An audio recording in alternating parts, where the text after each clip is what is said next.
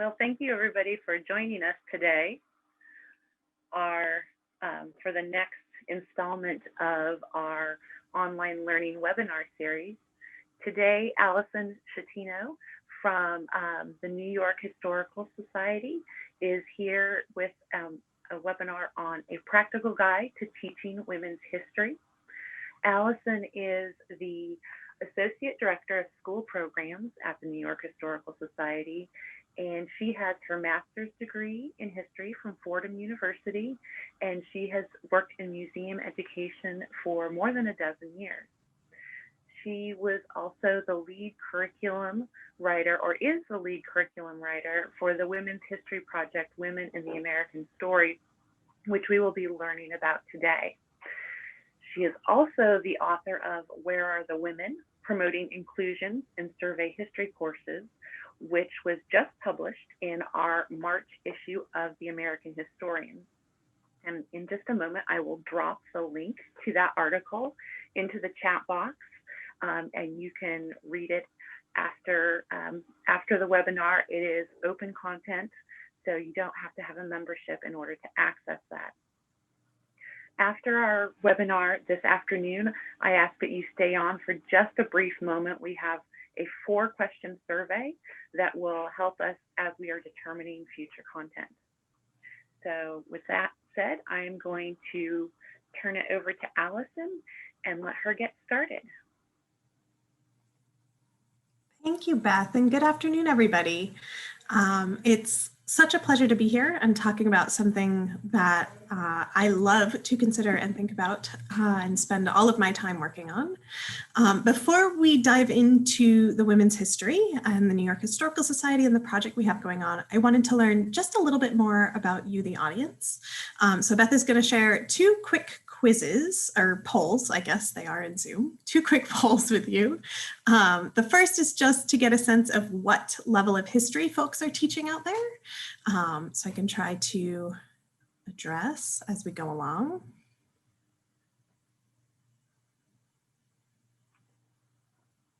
Oh, this is perfect. WAMS is designed for middle and high school and college age students, and we can use it for elementary school students, but the language level, etc., is a little higher, so brilliant.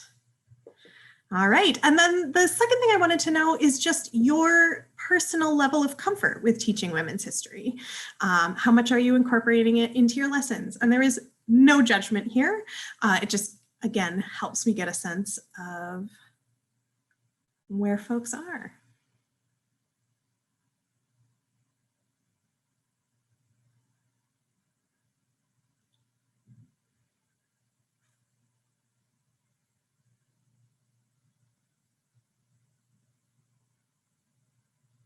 Brilliant. So it looks like we've got one person here who is brave enough to admit they're here to get started, and I'm so glad you're here. And a couple of folks who are doing things when they have something or doing a one-off women's history lesson occasionally. I'm hoping today that I can make the case that we are providing a resource that will help you better incorporate things sort of overall and make it easier on you. And I'll talk more about how we try to do that in a couple minutes. So we can end our poll, I think. Lovely. So what I'm going to be doing throughout this talk is I'm going to be sharing my computer browser, actually, and just sort of walking you through the Women in the American Story website. I thought that would be more helpful than a slideshow, so you can see exactly how this website is used in real time. As I go along, I prefer an interactive sort of experience. So if you have a burning question as I'm chatting, please feel free to drop it into the chat and Beth will interrupt me and ask that question. I may also ask questions of you all as we go through, and then there will be some dedicated time for questions at the end. All right. And let us begin. I am going to share my screen. Okay, so are we all seeing the New York Historical Society's website? No. Okay. Oh, someone already has a raised hand.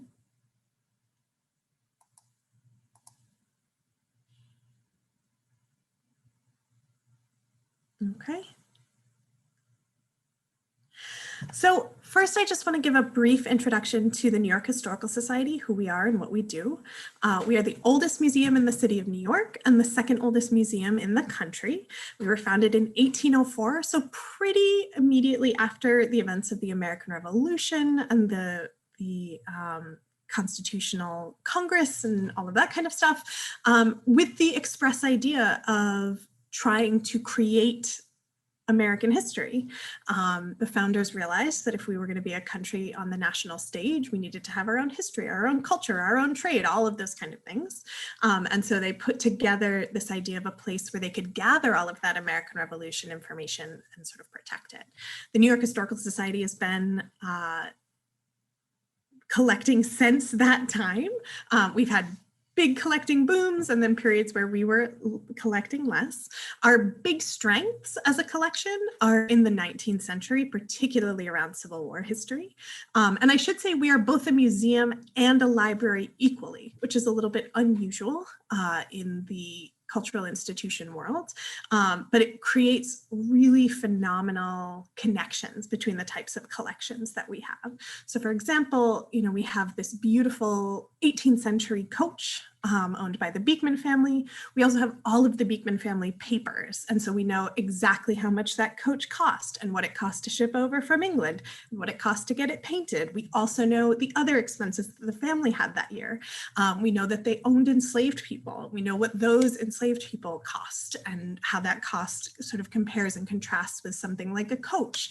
And we know the kind of work those folks were doing. So it really allows us to create very enriching glimpses of different aspects of life and different points of history.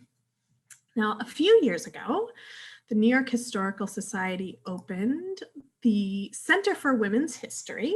And so that's what you should be seeing on the screen right now. And at the time, I'm not sure if this is still true, but at the time, the Center for Women's History was the only exhibition space dedicated to women's history that was always open to the public. So there are other women's history centers around the country, but they're usually open privately and to researchers. This is always open to the public, always has something on display for people to come in and experience women's history, which is really wonderful. We do exhibitions of women's history. We have a film that covers the collective women's actions that led to the passage of suffrage in the early 20th century.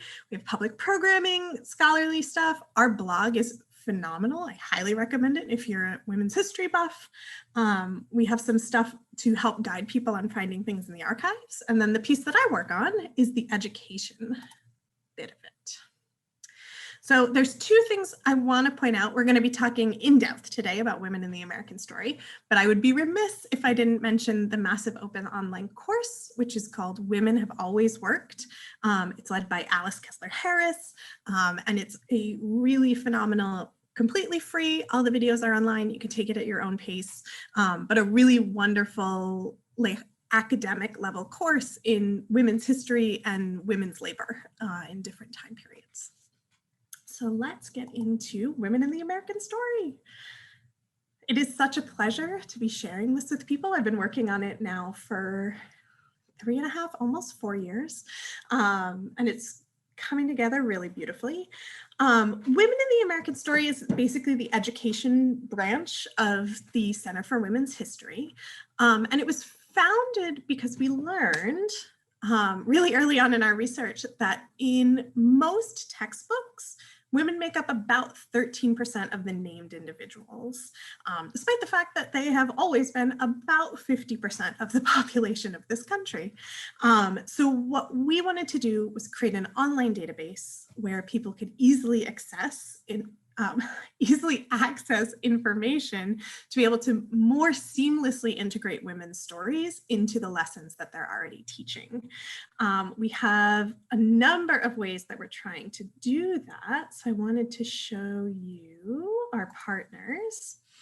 So to make sure that this is as up to the minute and as scholarly as it can be.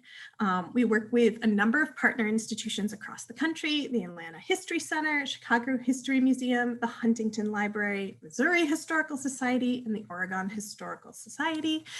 We've also recently started a partnership with the Smithsonian Museums. That's just getting off the ground, but it's something we're incredibly excited about.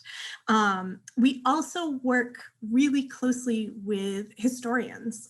There is a main historian who works as a collaborator on every single one of the units, and then we reach out to dozens of other historians on each unit we're working on to make sure that we're getting the most up-to-date information. What are the articles they want us to read? What are the people they want us to highlight? All of that kind of information. We are really interested in this endeavor in not perpetuating the problems of the past. You know, women have not been often included in the master narrative of American history. There's a lot of other people who have not been included too. And we didn't want to create a women's history website that continues to perpetuate that kind of exclusion. So we're doing our best to include all sorts of intersectional identities in women and the American story. And I'm going to say now, we call it WAMS for short. So I'm sure I will continue to just pop up with the word WAMS. And that's, now you know what that means. But we try to tell stories with intersections in terms of race, in terms of gender, in terms of social class, age, dis and ability interests, all of those kind of things we try to include in the way that we're telling these stories. We also try to make it geographically diverse. We want this to be useful for a national audience. So while the New York Historical Society usually focuses on history as it pertains to New York City, as you can tell from our partners, we're interested in casting a really wide net and making stuff that's useful to teachers all over the country, because you teach national history, but you also have to teach local history. And so we want to be able to help you insert women into both types of lessons. What can you find on WAMS? Well, let's take a look. So there are going to be a total of 10 units of Women in the American Story, ultimately. Right now, we have 4 units completed, and my curriculum writing partner and I, Leslie Hayes, are working on units 5 and 6. So currently we have early encounters, like the very earliest colonial period. We decided to begin the curriculum with the first European encounters. We understand, like, periodizing history that was our biggest hurdle right at the beginning and continues to come up in all of our conversations. We decided to begin there because it provides some just a cutoff that we could use that sort of aligns with history textbooks, although there are pieces on the Native communities that lived in these continents that sort of go back and forth across that timeline. Settler Colonialism and the Revolution is currently out. I'm working on Building a New Nation, which is going to be our basically early founding era unit. Expansions and Inequalities is going to focus on westward expansion and industrialization and all of that good mid-19th century stuff, except for the Civil War, which we gave its own entire long Civil War unit. So it goes from the rise of a really strong abolition movement all the way through to the end of Reconstruction. And then we have Industry and Empire, which basically covers the other half of the 19th century, modernizing America, Confidence in Crisis. So this is history through the passage of the suffrage amendment. This is up through the end of World War II. We have Growth and Turmoil, which is up through, I can't remember what the end date is, in 1977. I can't believe I'm blanking on that. And then this is probably our most ambitious thing, but we want to bring it as far forward to the present day as possible, although what that final end date will be is difficult to discern because women's history keeps happening at a really rapid pace. So that's a general overview of the website, and I'm going to dive in a little bit more, but I just want to pause briefly and see if anyone had any questions right off the bat.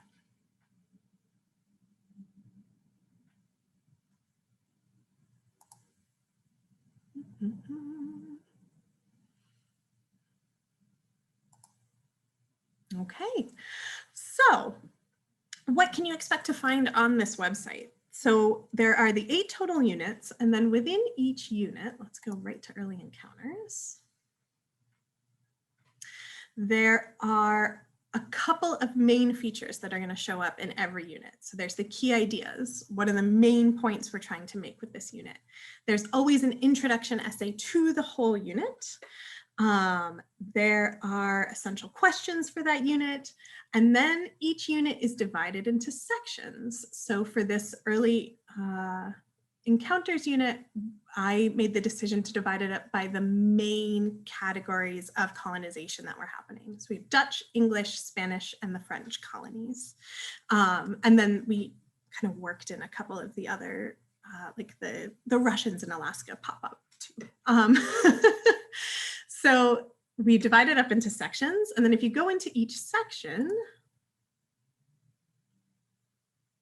you'll see that again, there's key ideas for that particular section. There's an introduction essay for that section, as well as essential questions.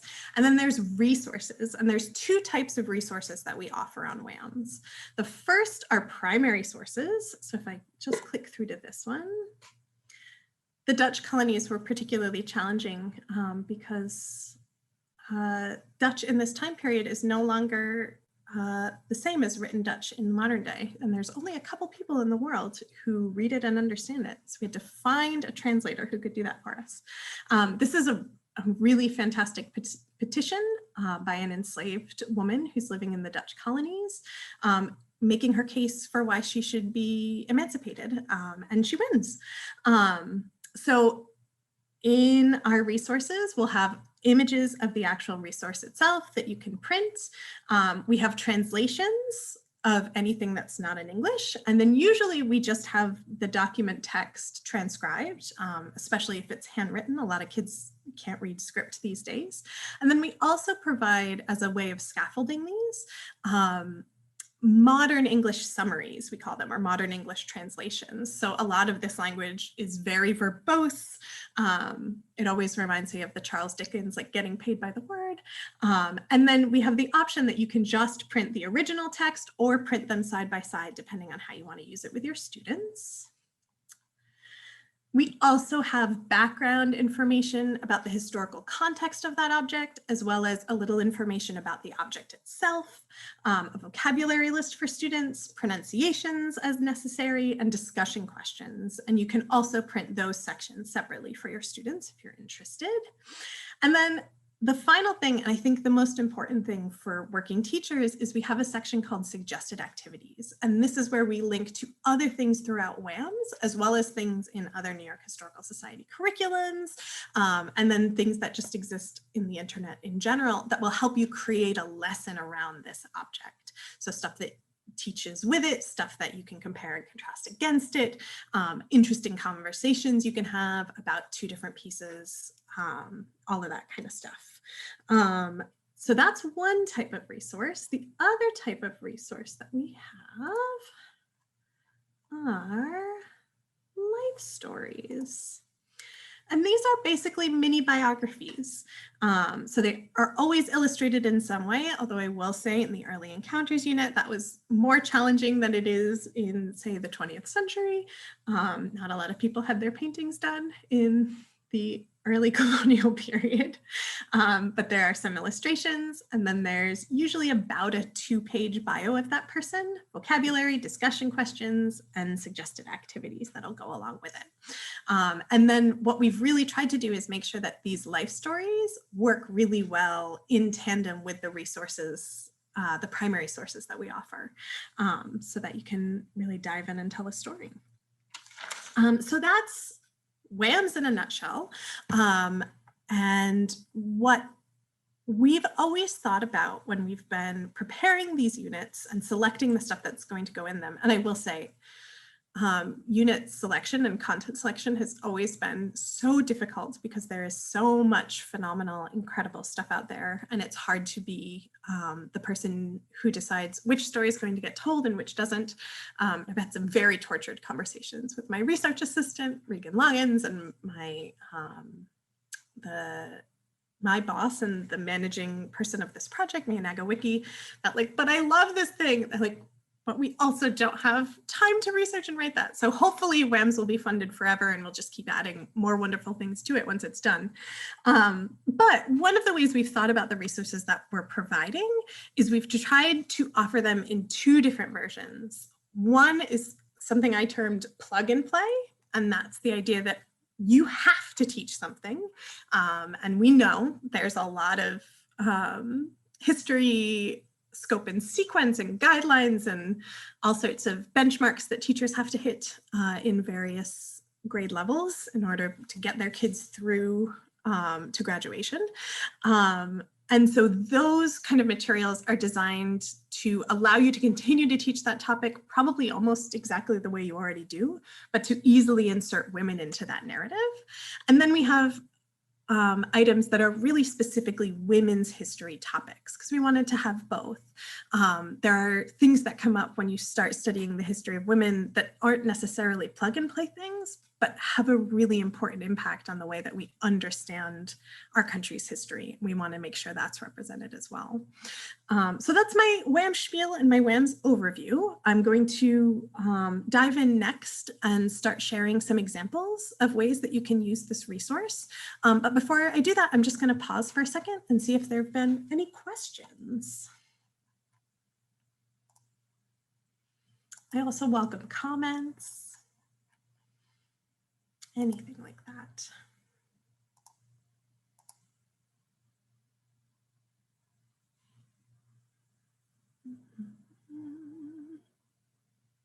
Just checking. Chat. Oh, thank you, Deborah. That's lovely. And I'm so glad, Andrea, that this has been helpful. All right, so without any questions right now, I'm going to start diving in and giving some examples. What I've done is I've pulled together some of my favorite things to teach with WAMS, and I do have to start with a caveat, which is I've been very much the early American history person in the WAMS project, and then my colleague Leslie Hayes has been the later American history person. So what we're going to look at today is going to skew a little bit early American. I'm just more comfortable with it and better able to, whatever ideas and questions you have, I'm more comfortable being able to answer those. But I do want to put a plug in the work Leslie has been doing in the late 19th through the 20th century is really, really phenomenal and just as rich and fascinating and interesting. So what we're going to start with today is global trade. Who has to teach global trade? Shout out in the chat if you have to talk about global trade, whether that's from the American colonies perspective, or if you're doing an early modern course, you have to talk about trade routes and the importance of trade. Anybody out there have to do that? All the time. I'm so glad, Alyssa. How do we incorporate women other than as consumers? I'm so glad you asked that question. So we've come up with a variety of ways that we're going to try to help you do that. And I'm going to start with the absolute simplest of all, which is that one of the first things I thought of when I thought of trade was I remembered back to when I was in high school. We talk about global trade, and there's always like one of those 17th century pictures. And it's like, look at all these goods from all around the world. And this came from Suriname, and this came from India, and this came from the Americas. And like, it shows the absolute wealth of everything. I thought, well, why can't we have one of those? But there just happens to be a lady in it. And so the conversation doesn't necessarily have to be about who that lady is, how she got all of that stuff, but at least it's using a picture that shows children that like women were around and existed. So the image that we ended up with was Vermeer's portrait of a young woman with a water pitcher.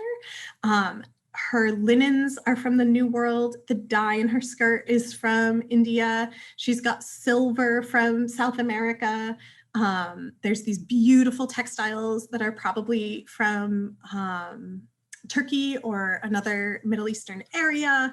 And so it's like a very simple way to just immediately alert your students without having to really dive into women's history, that like women were there and just sort of tangentially a part of this system.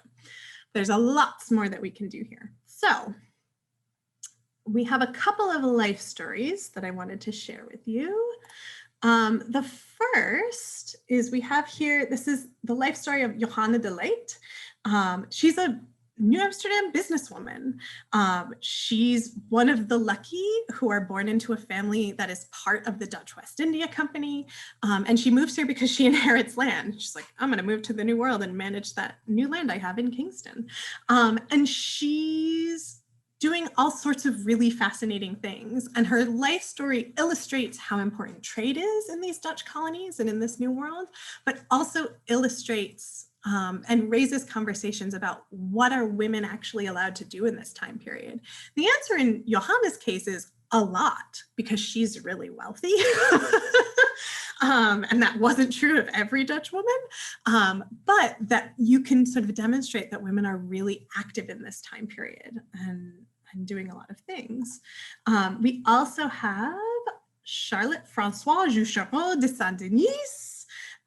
So if you want to go to another part of the New World, we could talk about what's happening in New France. And Charlotte is another of these like very wealthy women. She's kind of working the marriage market in a really interesting way to sort of consolidate her power, to extend her trade areas. It doesn't all go well for her though. And so we can see both how business people are functioning in the new world, but a lot of the challenges that they're up against. There's also a lot in her story about the colony's discomfort with her as a woman of power that I think is really interesting. Let's keep going. Now, we cannot talk about global trade without mentioning the Middle Passage, and that slavery was one of the three sides of this very important triangular trade that's developing in this time period. And I think one of the ways that not including women in the master narrative, especially in textbooks, has been a real disservice is the way women experience slavery is very particular to their gender and really drives home the cruelty of the system. I think there's a lot of ways to demonstrate the cruelty of slavery, and I think teachers are doing that in a lot of really important ways. But I think when we start to talk about specifically women and young girls, we get into a different type of exploitation that is happening. The ship's manifest, this is, again, a pretty straightforward document. It's not really intended to be able to tell the whole story of what is an enslaved woman's life like in the New World, but rather to just demonstrate that enslaved people are being brought here and are being brought here as a trade good. So this is a ship's manifest. It shows where it starts. It shows the percentage of men, women, boys, girls, and it ends up being almost 50-50. And sort of allows you to start that conversation or include the conversation of the Middle Passage while highlighting the fact that there are women. We also have this really fascinating, and this is from the New York Historical Society's collection, this really fascinating trade book of the sloop Rhode Island, just from a little bit later. And it's just like a regular ship's like, we landed here and then this happened. But then the last 2 pages are a log that the captain kept of all of the gallons of rum that were lost over the course of the journey. And then all of the enslaved people that were lost over the course of the journey. And in using this with students, it's incredible how much it hits home that these people have been commodified. And what that actually means, and seeing it sort of written out in a very unemotional way of like, here's all the gallons of rum we've lost, here's all the human people that we've lost, and this person is just tallying it in terms of like, and what's the bottom line going to be of this very expensive trip I've taken. But it really sort of drives home this bigger question of exactly what are these people doing? What are they involved in here? And what does it mean for the people who are on this ship to be sort of enmeshed in that system? Let's see. I did mention Alaskans, and I want to touch on them very briefly because we can also talk about Native women. Native women are incredibly important to trading relationships in the New World for a variety of reasons. Native women are the people who are responsible for cultivating all of the crops that these new colonies are going to come to depend on, and that the American diet still depends on today. But also, intermarriage with Native populations becomes a way for European traders to be able to gain better access to the furs and the other commodities that they're really interested in. And Native women were essentially business partners in a lot of those marriages. There's also exploitation that happens within those marriages. And we had originally a painting we were going to use to talk about these marriages, and then our advising historian was like, I think this painting makes it look too rosy and fun. And so we took that out.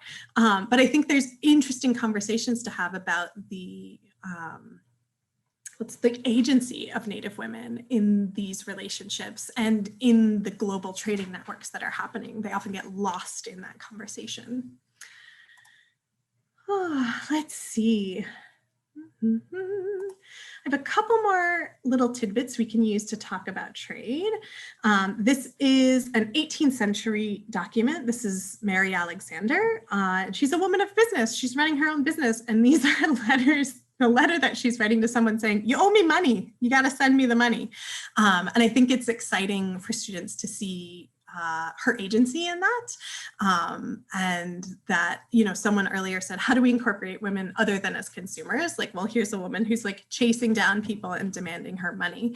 And then at the end of the letter, she's like, also, I got some new silk stockings I think you might be interested in. So she's really good at what she does. And then we also have in the life story of Margaretha van Verik, which is interesting for 100 different reasons, but we have the inventory of her store. So she was a small business owner in New York. It was actually after the English had taken over the Dutch colonies. And then at her passing, there's an inventory done of everything that she owns. And you can see where, like how far her trade network stretched. And in her life story, you get to see that that's because, you know, she's born in the Netherlands. She actually moves to, is it Suriname? I think it's Suriname. Oh, Malaysia. She moves to Malaysia and spends a fair number of years there and builds up a whole trade network before going back to the Netherlands, marrying her husband. And then he's posted to the New World in one of the Dutch Reformed churches. And she goes with him, but brings with her all of these trade goods, as well as the networks that she's built up over the course of her life. So I hope that gives you a sense. It's definitely not everything we have that relates to trade, but all of the different ways that we can work women in, either from like a very surface level of just like women also benefited from trade, down to the nitty gritty of like what were women doing. And let's look at some of their examples. So I'm seeing from Linda, she's wondering if we modify the documents for those high school students who are struggling or emerging readers. So I mentioned this before, but I want to pull up an example again. So what we decided to do is we have the original document transcribed, and then instead of trying to just either provide a vocabulary list of every single word in that document or try to like word for word translate it, to provide summaries. And the reason we landed on this is because we want the students to get the sense of what the document says, but we also want to encourage them to go back to the original document and like compare and contrast. Like here it says, I have your letter from September 9th. You asked me to send you an account of what you owe so you can pay me. And then we want them to go back here and be able to sort of compare and contrast and see what words this person is using that give you that sense. So that's how we've tried to approach this subject. We've had a lot of conversations about this. Oh, thank you, Anita. We've had a lot of conversations about this. And if anyone out there has any further suggestions of things that we can do, we're happy to take them under consideration. We want to make this as accessible for students as possible. But we hope this gives them something that they can easily digest themselves, but also still have the original text next to them and grow a little bit more comfortable with looking at that. Oh, don't worry about it. That's okay. I've been speaking a mile a minute since this started. Are there any other questions before I move on to my second example?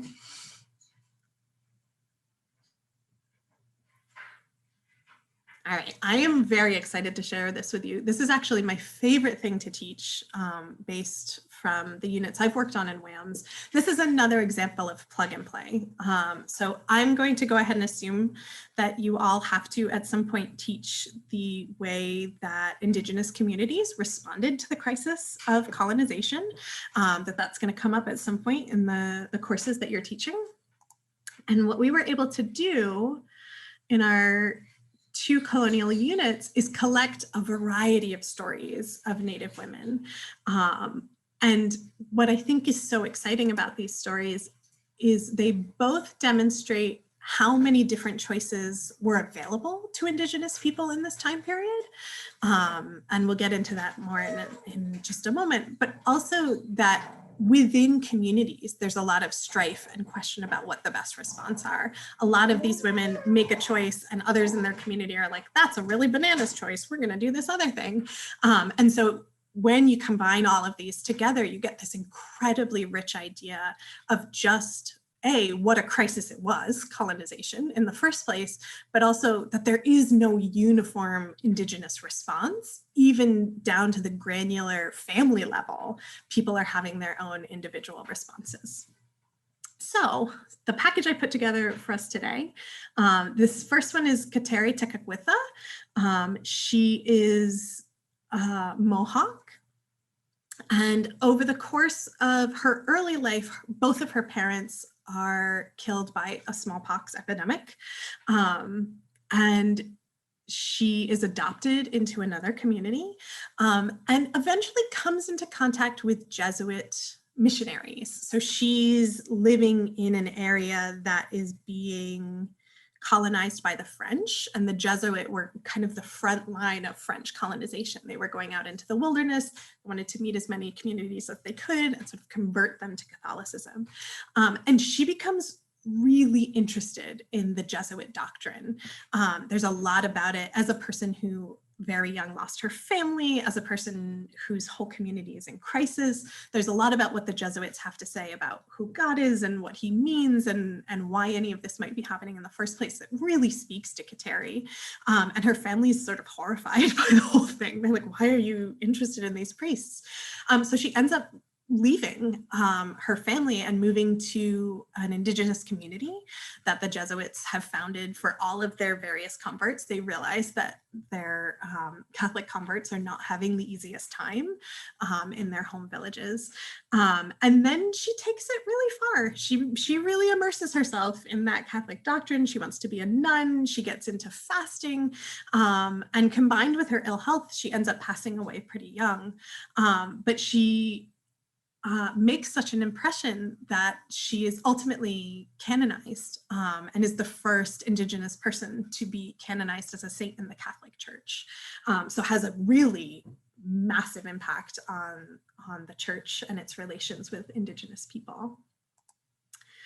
We then have someone like the Gateras of Quinto. So this is in South America. In early encounters, I didn't have to stay within the American borders, which was very exciting. I got to sort of play around all over the continents. And the Gateras are market women who are working in the Spanish colonies. And they're in a constant competition with the official Spanish merchants who are working in the same area, and they ultimately take them to court and win.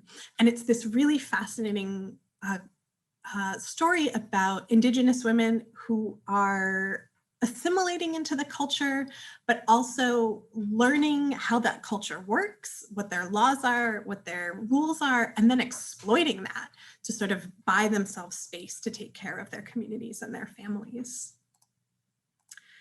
We have the story of Malitzin, who is, more popularly known as La Malinche. She is Hernando Cortez's interpreter during the invasion of the Aztec Empire. In fact, Cortez says, next to God, Malitzin is the most important person in his personal success in that endeavor. So she is the story of a woman who decides to work with the conquerors, but that's complicated because she is a woman who was enslaved by her own people and who her own people gifted to Cortez as like a peace offering when they first arrived. So why wouldn't she want to side with someone who's offering her a slightly different chance at our new vision of the world? I do want to point out on this page, we have started in collaboration with the Untold Project to create WAM's videos. And we actually, it's a really lovely thing that we have going. So the New York Historical Society has an internship project called Teen Leaders. So our teen leaders are taking the WAM's information and then boiling it down into about 2 to 3 minute scripts and then working with animators who are turning them into short animated videos. We're working with our teens to do this project because we want these to be of the utmost use to teenage people. So I'm just going to very quickly, I should be sharing my audio, but if I'm not, please shout in the chat, I guess. I just want to.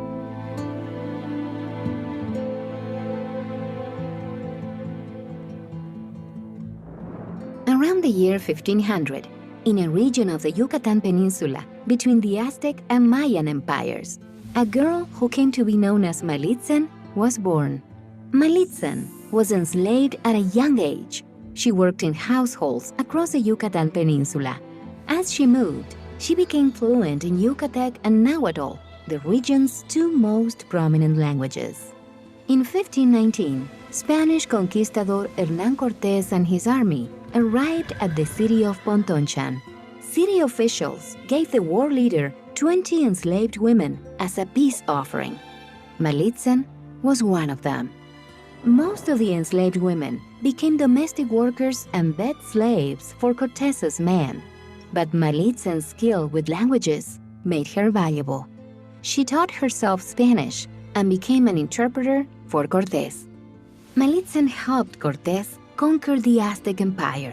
Montezuma II, ruler of the Aztecs, sent all of his messages for the Spanish directly to her, and Cortés trusted her to meet with Aztec representatives without him.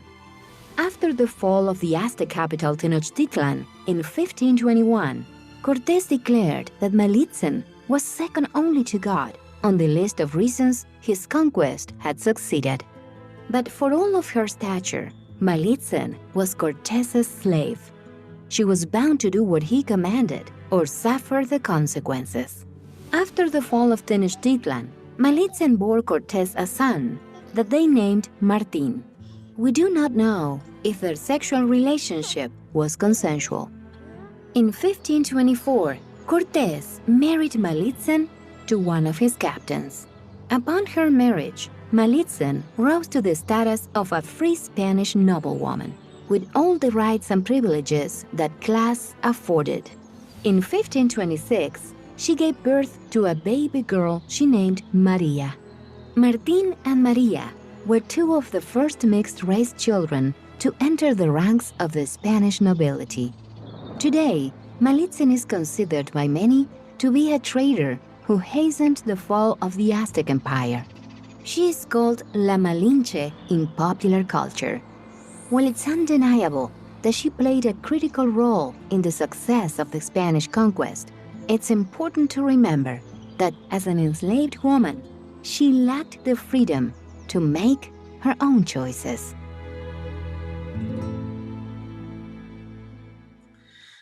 So that's an example. These videos are starting to pop up all over the website where we've created them. And I think we have 8 more that are coming out this year and a whole other slate that's going to be in the works next year. we're hoping they're useful. Teachers are always asking us for more videos. So now we're actually able to create our own, which is really wonderful. So that's Malitzin. We can also talk about going to war. We have the story of Witamu, who is part of King Philip's War. She is part of the Wampanoag Confederacy. Her sister is married to, I'm going to forget his name, please. Metacom. Her sister is married to Metacom. Her husband decides not to side with Metacom, and she decides to divorce him and join Metacom's forces. She's such a fierce warrior that the Puritans fear her basically as much as they do Metacom. And when she's defeated, there's a lot of celebration in the English colonies that that particular threat has been done away with. And then we also have someone like Quashwam, who lives on Long Island. She's part of the Montaukett tribe. She rises to chief because, again, her community is one of the ones that's really devastated by the smallpox virus. She plays the Dutch and the English colonies off of each other and manages to really successfully navigate their two legal systems to create basically a safe boundary for her people for at least another generation, which is really fascinating. So what I hope this and the bundle of trade things have shown you is that it's fairly easy, or we hope it is anyway, with our WAMS resources to be able to dive in here. You can go to our search and you can start with just like a keyword that you're trying to build a lesson about. And it's going to pull up all sorts of fascinating things that you can sort of read through. If you find one you really like and you're wondering, man, what can I pair with this? You can always go down to the suggested activities. There's all sorts of ways all sorts of other things you can pair it with, and also ideas for activities you can do with your class. Before I let us go, I did want to quickly talk about the other type of women's history resource that we have. And that is the stuff that's really women specific. Before I dive into this, I just want to give a brief content warning. I am going to be talking about sexual exploitation of women. I think that might be the most important thing for us to start incorporating the way that we've incorporated the history of racism into just about every topic we now teach in American history, because it is something that is still incredibly pertinent today. I think we need to start teaching our students about the different types of exploitation women have faced over the historical eras, so that they have a better context for the world that we live in right now, and movements like the Me Too movement and various court cases that are happening, and sort of help them better contextualize how we got to this moment. So I just want to very briefly sort of introduce a couple of things that we have. Sadly, the reason this first came up is when I started researching the early American period, I went to my boss and I was like, I don't know that there's any life story I can write that isn't going to touch on sexual exploitation in one way or another. It was just a reality of women in that time period. And it's true across most of the units that I've worked on so far. I think things improve slightly as we get further along in American history, but really a lot of our life stories, especially in the early period, touch on that in one way or another. But a couple I wanted to point out that might be more useful in classrooms for talking about the indenture system in the early American period. Indentured women were incredibly vulnerable to sexual exploitation. They're contracted workers. A lot of them were living in households with single men. This is a really great story that gets into both the exploitation that could happen, but also how that could become a generational problem. Denise is raped by a man that she is working for and gives birth to a child. The courts give her a very lenient sentence, which seems to imply that they understood what had happened to her. But her daughter, not when she's, I think in her teens, has her own sexual relationship with a planter. And that relationship was probably more consensual, but she is severely punished and he is not. And so we can see this sort of how this exploitation happened over generations to women who are caught up in this indentured system. We also have exploitation, sexual exploitation and slavery. I think the most important thing that we can raise with students are the Virginia laws that are passed very early in the colonial experiment that first of all identify slavery as a racial issue and that women have the same labor value as men. But then all of these following laws that define that slavery is something that is passed on from mother to child, which is the only thing in the American system that you can inherit from a woman. Everything else is patriarchal. But also that there's severe punishments for people who are having relationships with Black women.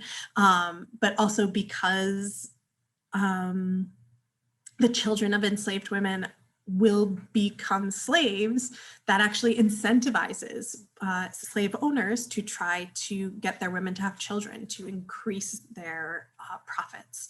So I think that's a really important conversation when we're teaching about the history of slavery that we need to start having with our students, that there is all of these physical punishments that are happening. There is the mental anguish of having your freedom robbed, but then there is a very particular exploitation that is happening to women and girls in this system that perpetuates the system and keeps it profitable for so many generations. This exploitation continues, sadly, right through the 20th century. I think an example that is really important in our present moment while we're dealing with this rise of AAPI sentiment is the Japanese picture brides of the early 20th century. Chinese exclusion and Asian exclusion generally and immigration policy made it incredibly difficult for Asian women to immigrate legally to the United States. And in fact, basically the only way that they were able to do so was as the wife of an Asian man who already lived here. And so Japanese women who are really anxious to come to this country because conditions in their homeland, they can't find work. There's any number of reasons someone might just want to get to a new country, are offering themselves as brides to Japanese men who are already living here. And they're sending over pictures and entering into these marriages basically sight unseen. So they're exploiting themselves for an opportunity to be able to come to this country. But this is one of the roots of this idea of Japanese women as subservient, as mail order brides, all of these terrible stereotypes that sort of still ring in people's ears and are causing problems for Asian women in this country. This is one of the early catalysts of that, and it's caused by American immigration policy. And I think that's something that's really important to talk to our students about.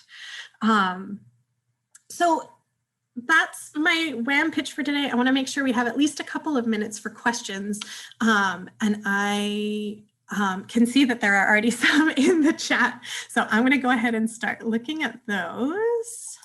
Allyson, our first question is, could you please repeat the name of the first Indigenous woman who was canonized? Her name is Kateri Tekakwitha, and I'll pull her right up on the screen so you'll be able to just write that down. Are you able to see?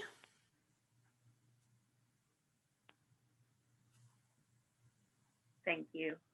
Awesome. And then our next question is, are you interested in adding more content from individual researchers? We love to hear about things that exist and are out in the world. The units that already exist right now are locked for the time being because we have 4 more units we have to get done in the next 2 years. But if there's something that you're interested in sharing, there is a feedback form on the WHAM's website. And if you want to get in touch with us, we receive all of the emails that come in through there. And we're absolutely interested in hearing more stories. And then the last question that I see in the chat box so far is, how do you deal with issues of consent? Can someone such as a woman or girl held as a slave really consent to sexual relations? Yeah, we always have the disclaimer in all of our stories, especially about the women who are indentured servants, and especially about women who are enslaved. And you might have heard this in the Malitzin video as well. We don't know if this woman consented to this or not, unless we have like miraculously some record where she's like, I'm so happy with this relationship. We never have that. And so we're really clear that like there are some relationships that are happening, and it gets really complicated. For example, Sojourner Truth, before she is Sojourner Truth, when she is Isabella and living in upstate New York, she's in a relationship with her enslaver for many, many years and bears him a child, and actually kind of goes back and forth with him a little bit. Like I have kind of an on again, off again relationship. And it's clear it's a relationship that she was invested in, but we always frame it in, but how much consent did she have and why that relationship started and what the terms of that relationship are going to be? Like there's always a power imbalance there that has to be recognized.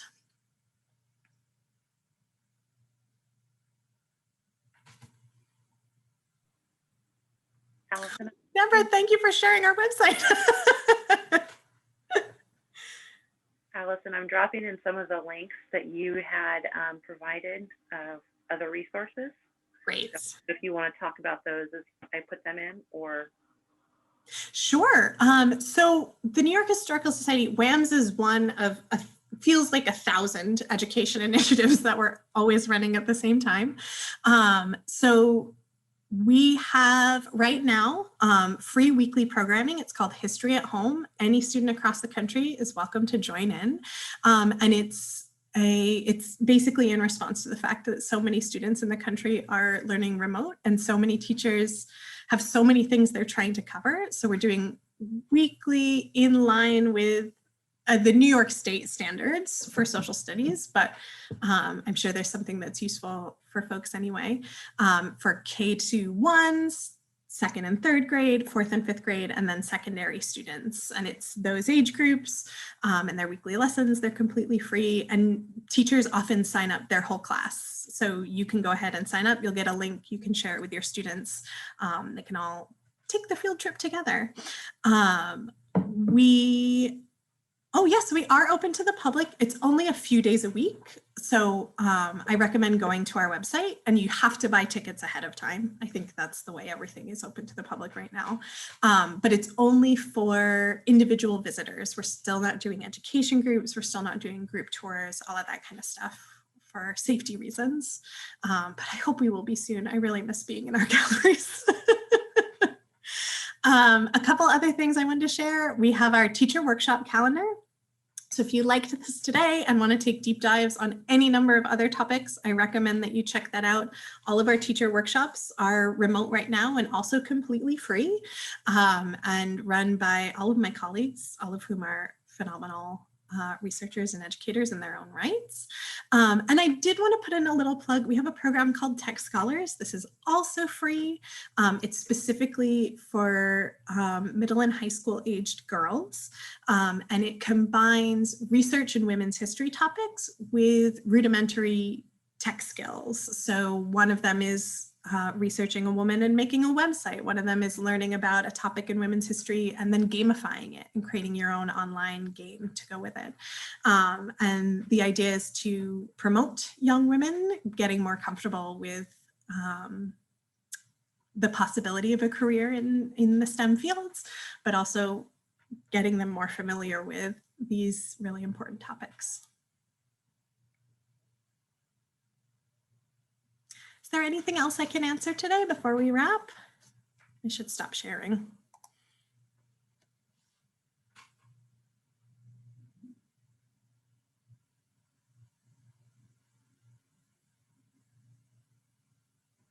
Well, I just want to say thank you so much for taking time out of what I'm sure are very busy days and weeks to join me to talk about women's history today. I hope some of what you saw today will be helpful for you. I strongly recommend, if you're interested in doing more with us, that you check out our website and sign up for our newsletter. We do teacher workshops. We run NEH institutes. We do all sorts of stuff in conjunction with the WAMS website. We're doing everything we can to try to get this out to people. We'll even come and do PDs in your hometown if you've got an interested district. So do reach out. We want to spread women's history as far as we can. Thank you so much. Thank you, Allyson, and thank you everybody who attended today. You will be receiving an email tomorrow that will include all of the links that I popped into chat, so you don't have to worry about frantically copying those down. You'll also receive an email that will contain a link to a recording of this presentation if you want to watch it at a later time and revisit some of the topics that Allyson shared with us today. That will be publicly posted on our YouTube site within the next couple of days. So again, thank you so much, Allyson. This was a fantastic overview of the work that you are doing at the New York Historical Society. We're so pleased that you could join us today. And I hope everybody had a very good time spending the afternoon with us. And if you could please just take a quick moment before you log off to go ahead and fill out that brief 4-question survey so we can know what you're interested in seeing for future webinars. Thank you, everybody. Be well.